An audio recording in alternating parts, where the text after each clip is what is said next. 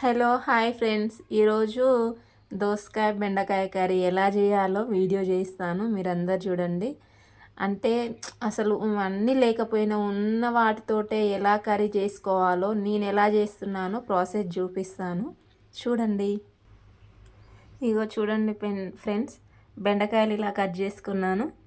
ఆ తర్వాత దోసకాయ కూడా కట్ చేశాను చూడండి. ఇప్పుడు మనం కర్రీ ఎలా చేయాలో చూద్దాం. స్టవ్ పైన ఒక గిన్నె పెట్టుకున్నాను. నెక్స్ట్ ఇప్పుడు మన దగ్గర అయితే ఇవే ఉన్నాయి. అది మెంతు పొడి, ఇది జీలకర్ర పొడి, పసుపు, ఆవాలు, ఇంకొకటి ఇదేంటి జీలకర్ర, ఇంతవరకే ఉన్నాయి. ఇది ఆయిల్ చూడండి, 2 టేబుల్ స్పూన్స్ ఆయిల్ వేడైపోయింది. కొన్ని ఆవాలు, కొంచెం జీలకర్ర వేసుకున్నాను.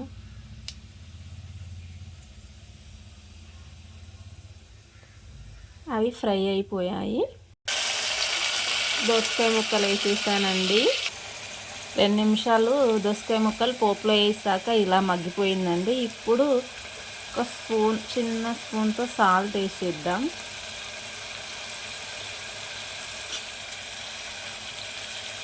సాల్ట్ వేసేసి కలిపేద్దాం బాగా.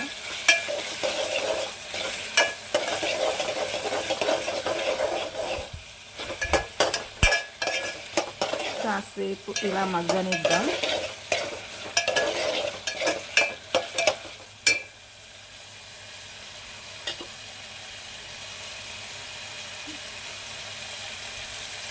దోసకాయ ముక్కలు మగ్గిందా లేదా చూద్దాం.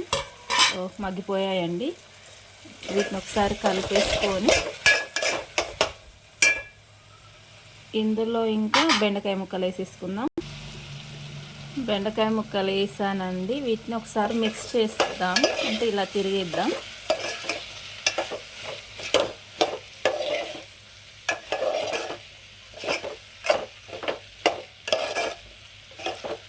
కొంచెం బెండకాయలు కదా బంక ఉంటుంది, కానీ దోసకాయ కంటే కూడా బెండకాయలు ఎక్కువ ఉంటే మంచిగా ఉంటుంది. కానీ ఎందుకో ఈసారి తక్కువ వేద్దాం అన్నట్టుగా వేసిన, నేను బెండకాయలు తగ్గించాను. బట్ చూద్దాం ఈసారి కూడా ఎలా ఉంటుందో. ఇంట్లో ఏమున్నాయో ఉన్న వాటితోటే కర్రీ చేస్తున్నానండి నేను. ఎలా ఉంటుందో చూద్దాం. తర్వాత ఇవి మగ్గనిద్దాం కాసేపు. ఇవి మగ్గేలోపు మేము ఉండే ఇంటి ముందర 2 మిరప చెట్లు ఉన్నాయండి. ఇందులో ఈరోజు పచ్చికారం వేద్దాం. మిరపకాయలు తెంపుకొచ్చి ఇది మగ్గేలోపు మిక్సీకి వేసుకుందాం. ఓకేనా? అది చూడండి, మా ఇంటి దగ్గర చెప్పాను కదా కంటిన్యూషన్లో కాయలు తెంపి చూపిస్తానని. మేము ఉండే ఇంటి దగ్గర ఇలా ఉన్నాయి నల్లకాయలు. ఒక 10 వేస్తే మస్తు అవుతుంది కావచ్చు. కర్రీలో వేసిన తర్వాత చూపిస్తాను. ఓకేనా? ఇగో ఇలా నల్లగా ఉన్నాయి చూడండి, మస్తు కారం ఉంటుంది.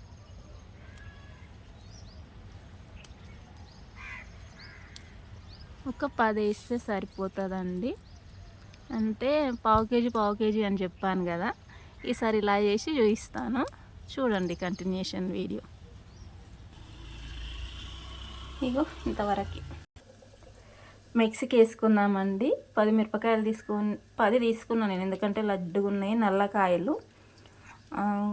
సరిపడ ఉప్పు వేసిన, కొంచెం చిటికెడు పసుపు వేసుకుంటే బాగుంటుంది. ఇంకొకటి ఏంటంటే వెల్లిపాయ వేసుకుంటే మంచిగా ఉంటుందండి. ఇప్పుడు ప్రజెంట్గా వెల్లిపాయ లేదు మన దగ్గర, వేయట్లేదు.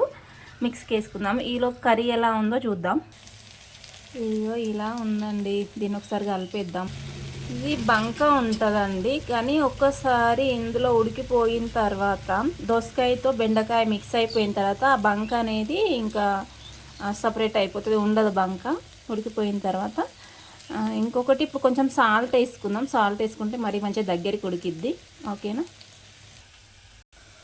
మిక్సీకి వేసానండి. కచ్చపెచ్చగా ఉంటేనే బాగుంటుందండి. ఇక మరీ ఏమంటారు, మెత్తగా చేస్తే టేస్ట్ ఉండదు, అందుకని ఇలా కచ్చపెచ్చగా ఉంచాను. కారం వేసేసాను, ఇంకా కలుపుకోవడమే. కొంచెం లైట్గా అడగంటిందండి. ఇలా మొత్తం మిక్స్ చేసుకోవాలి. కర్రీ ఇలా మిక్స్ చేసిన తర్వాత టమాటా ఆప్షనల్ అండి. ఇష్టం ఉన్న వాళ్ళు వేసుకోవచ్చు, ఇష్టం లేని వాళ్ళు లైట్ తీసుకోవచ్చు. బట్ నేను టమాటా కూడా వేస్తాను చూడండి. ఇంకొకటి ఏంటంటే ఇందులో వావ్ పచ్చికారం మస్తు మంచి స్మెల్ వస్తుంది, ఎందుకంటే ఇప్పుడే తెంపి ఇప్పుడే వేసాం కదా, మస్తు స్మెల్ ఉందండి. ఇంకొకటి ఏమంటే ఇందులో మనం అల్లం పేస్ట్ కానీ ఎల్లిపాయ కానీ ఏది వేయట్లేము, ఎందుకంటే అవి రెండు లేవు ఇప్పుడు మన దగ్గర. సో ఉన్న వాటితోటే చేస్తున్నాను. ఈ 2 టమాటాలు తీసుకుంటున్నానండి, వీటిని చిన్నగా కట్ చేసేస్తాను. ఇగో టమాటా వేసేసి మిక్స్ చేశాను, ఫైనల్ కర్రీ చూపిస్తాను. టమాటో మగ్గిపోయిందండి, కొన్ని వాటర్ వేసాను.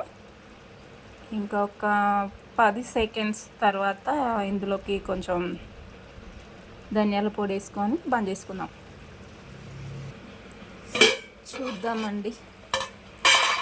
ఓకే, మంచిగా అయింది. ఇలా కొంచెం జీరా పౌడర్ వేస్తున్నాను, అదేవిధంగా ధనియాల పొడి 1 స్పూన్,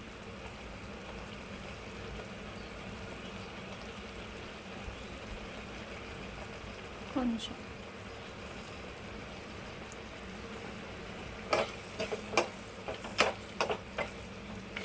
ఇవి బాగా మిక్స్ చేసేసుకోవాలి.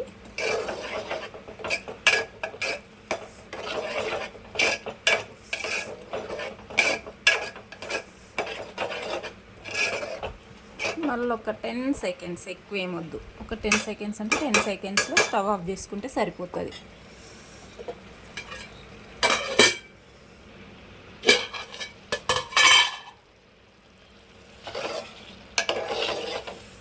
ఇంకా ఆఫ్ చేసేసుకోవడమే. ఓకే, అన్నీ మగ్గిపోయినాయి, ఇంకా ఆఫ్ చేసేసుకోవాలి.